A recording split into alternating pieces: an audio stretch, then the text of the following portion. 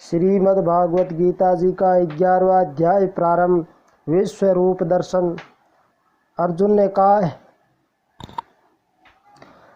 ने कहा, हे भगवान, मुझ पर कृपा करके अत्यंत गुप्त आध्यात्म विषयक वचन जो आपने कहे उनसे मेरा मोह दूर हो गया है।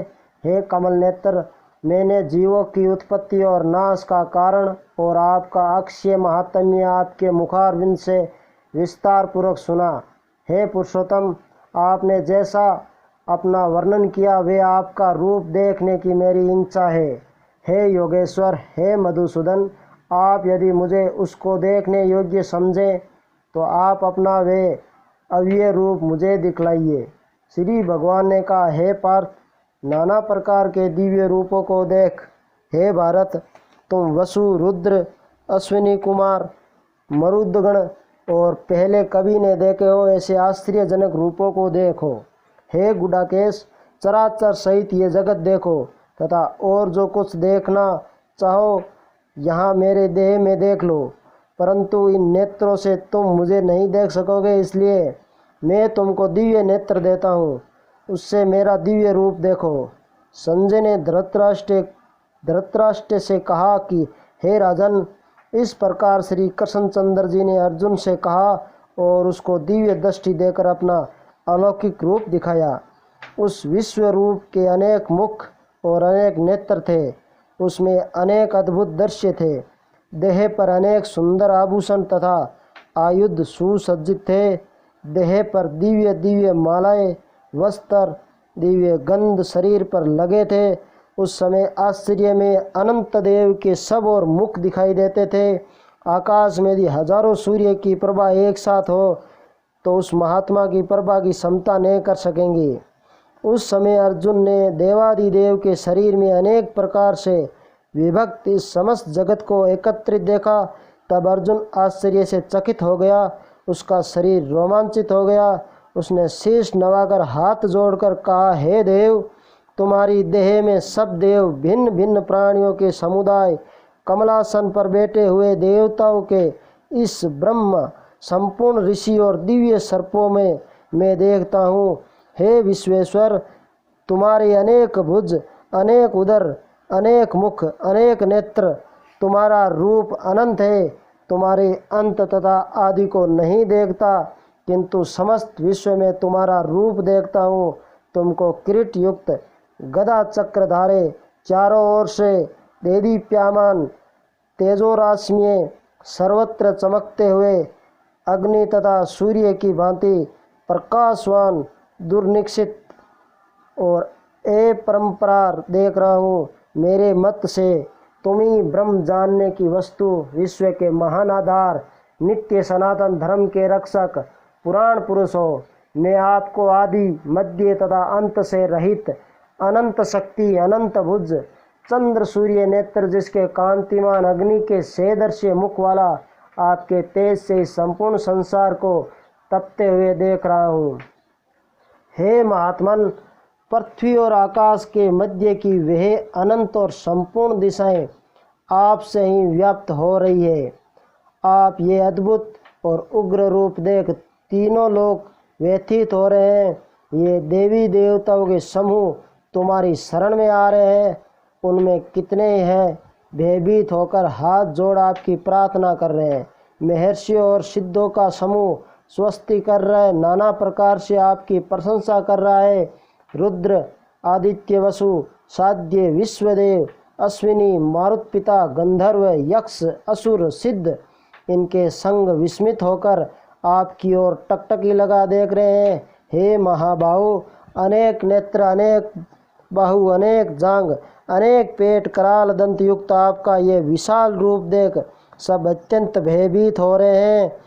मैं भी घबरा रहा हूँ।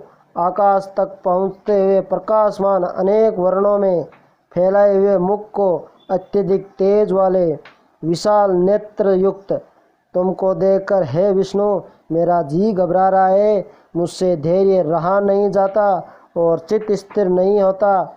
हे देवेश, हे जगनिवास, भयंकर दाढ़ों वाले और काल अग्नि के सदृश आपके मुखों को देखकर मुझे दिशा नहीं सूझती, मैं शांति नहीं पाता, अतएव मुझ पर दया करो। धृतराष्ट्र ने दुर्योधन आदि पुत्र अपने साथ राजाओं सहित और भीष्म, द्रोण और कर्ण तथा हमारी ओर से मुख्य मुख्य योद्धा बड़ी बड़ी दाढ़ों से युक्त विकराल आपके मुख में शीघ्रता से प्रवेश कर रहे हैं, और उसमें कितने लोग आपको दांतों में दबकर ऐसे दिखाई देते हैं मानो उसका शरीर चूर्ण हो गया है। जैसे नदियों की अनेक जलधाराएं समुद्र की ओर बहती है, वैसे ही ये मनुष्य लोग के वीर आपके प्रज्वलित मुखों में प्रवेश कर रहे हैं, अग्नि में पतंगे जैसे गिरते हैं। जब सब लोग भी आपके नाश के लिए आपके मुख में बड़ी तेजी से प्रवेश कर रहे हैं, हे विष्णु, जलते हुए मुखों से चारों ओर से सब वीरों को निगलकर आप जीभ चाट रहे हैं। आपकी तीक्ष्ण प्रभाएं समस्त संसार को तेज से व्याप्त कर तृप्त कर रही है। ये भयानक रूपधारी आप कौन हैं, ये मुझसे कहो। हे देवर, आपको नमस्कार करता हूँ, मुझ पर प्रसन्न हो। हे जगतकर्ता आदि पुरुष, आपको जानने की मैं इच्छा रखता हूँ, क्योंकि आपकी ये प्रवृत्ति मेरी समझ में नहीं आती। श्री भगवान बोले, संसार का नाश करने वाला मैं उग्रकाल हूँ, समस्त जनों का संहार करने के लिए आया हूँ। तुम्हारे युद्ध न करने पर भी ये वीर जीवित नहीं रह सकेंगे। जो भी योद्धा इस महाभारत युद्ध की सेना में उपस्थित है, अतएव तुम उठो, शत्रुओं का संहार कर यश को लेकर इस समृद्धशाली राज्य का भोग करो। हे सव्यसाचीन, उनको मैंने पहले ही मार रखा है, तुम तो केवल निमित्त मात्र हो। मेरे मारे हुए द्रोण, भीष्म, जयद्रथ, कर्ण और अन्य योद्धाओं को मारो। घबराओ मत, युद्ध करो, तुम संग्राम में शत्रुओं को जीतोगे। संजय ने कहा। इस प्रकार श्री कृष्ण जी के वचन सुन मुकुटधारी अर्जुन हाथ जोड़कर कंपित और भयभीत हुए साष्टांग प्रणाम कर नम्रतापूर्वक बोले, हे हृषिकेश, आपके गुणगान करने से सब संसार प्रसन्न और प्रेम मग्न हो रहा है।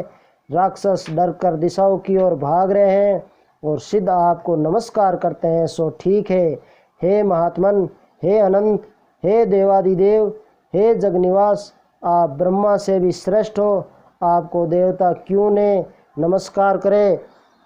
व्यक्त भी आप हो और अव्यक्त भी आप हो, तथा इन दोनों से परे अक्षर भी आप ही हो। हे अनंत रूप, आप आदि देव हो, विश्व के परम आधार हो, ज्ञाता और ज्ञेय हो। श्रेष्ठ स्थान आप हो, विश्व का विस्तार करने वाले आप ही हो। आप वायु, यम, अग्नि, वरुण, चंद्र, ब्रह्मा और ब्रह्मा जी के भी पिता हो, आपको नमस्कार है, फिर भी बार बार नमस्कार है। हे सर्वस्वरूप, आप अनंत वीर्यवान तथा अतुल पराक्रमी हो, आप जगत में व्याप्त हो, इसलिए आपके स्वरूप को, आपकी महिमा को न जानकर मैंने तुमको अपना मित्र मानकर हे कृष्ण, हे सखा, ऐसा जो तिरस्कार से कहा सो प्रमाद से अथवा स्नेह से, हे अच्युत विश्वरूप, तुमसे इन बोलों की क्षमा मांगता हूँ जो कि परिहास से विहार, सोने बैठने और भोजन के समय अकेले अथवा मित्रों के मध्य में तुम्हारा अपमान किया है।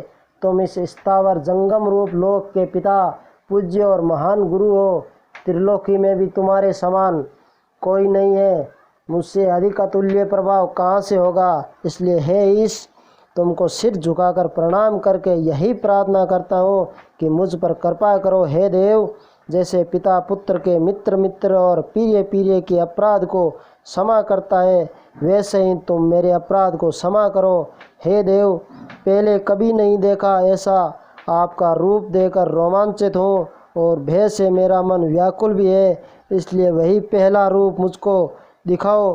हे देवेश, आप प्रसन्न हो जाओ। हे सहस्त्रबाहु, हे दिव्य मूर्ति, मैं फिर आपको वही किरीट, गदा और हाथ में चक्र धारण किए हुए देखना चाहता हूँ। श्री कृष्ण भगवान ने कहा, हे अर्जुन, मैंने प्रसन्न होकर ये तेजों में अनंत आद और विश्व रूप अपने योग के प्रभाव से तुमको दिखलाया है, जिसको तुम्हारे अतिरिक्त इससे पहले किसी ने नहीं देखा था।